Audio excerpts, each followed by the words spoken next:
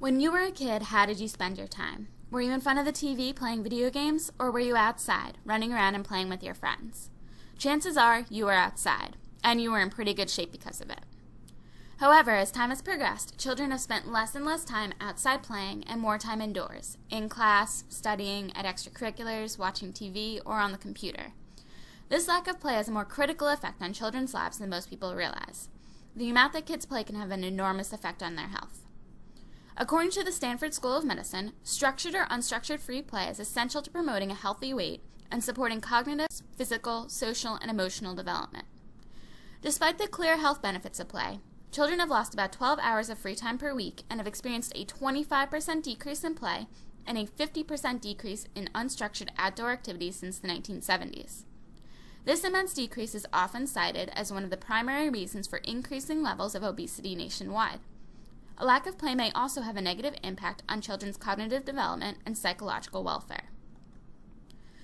Both the World Health Organization and the Stanford School of Medicine recommend that children and young adults engage in a minimum of 1 hour of moderate physical activity per day, at least half of which should take place at school in either gym class or at recess. However, as schools cut back on time for recess, arts, and physical education, children are missing out on a key time for exercise and physical activity. Even worse, according to the Centers for Disease Control, only 1 out of 5 children in the United States lives within walking distance of a park or playground. If kids don't have the opportunity to play at school, and they don't have anywhere to play in their neighborhoods, what are they going to do with their time? The answer? Watch TV. According to the Kaiser Family Foundation's 2010 analysis of media in children's lives, kids between the ages of 8 and 18 spend an average of 7.5 hours per day on entertainment media. Assuming the average child goes to school at 8 a.m. and gets out at 3 p.m., this means they are spending the hours between 3:30 and 11 watching TV, on the internet, or playing games on their cell phones. However, due to media multitasking, which is the usage of multiple forms of media at the same time, children can actually pack in nearly 11 hours of media use over that 7.5-hour time span. But what does this shift in habits from playtime to TV and internet mean? It means that generations of children have poor social skills, are anxious, and are overweight or obese. A 1995 study by Carla Hannaford determined that play and physical activity are critical to children's growth and development. According to Hannaford, the neural pathways of the brain are formed through movement, which reveals the clear interdependence between physical activity, language acquisition, and academic performance. When children are deprived of the opportunity to play, they are actually being deprived of the chance to grow and mature cognitively. Playtime and physical activity in childhood are keys to a child's intellectual success later in life.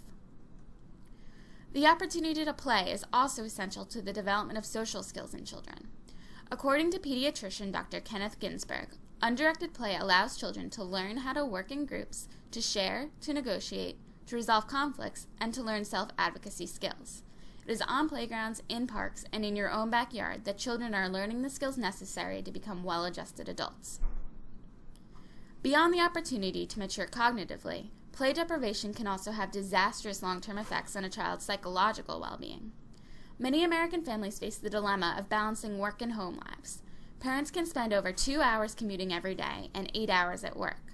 When they arrive home, they often spend their time chauffeuring their kids from activity to activity.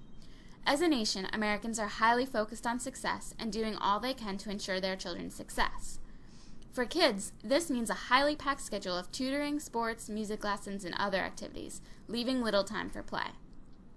While some children may shine with a busy schedule, research shows that this lack of play can lead to stress, anxiety, or depression.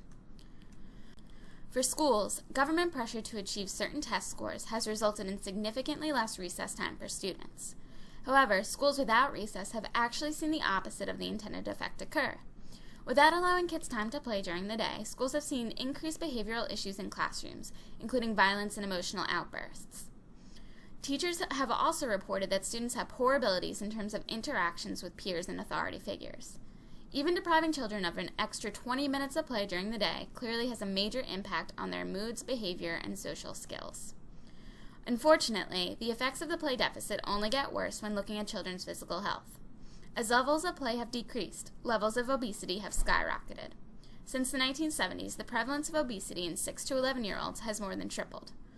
According to a 2010 study about the relationship between obesity and the built environment, children that live within a half-mile of a park or playground are almost 5 times more likely to be a healthy weight than children without parks or playgrounds nearby.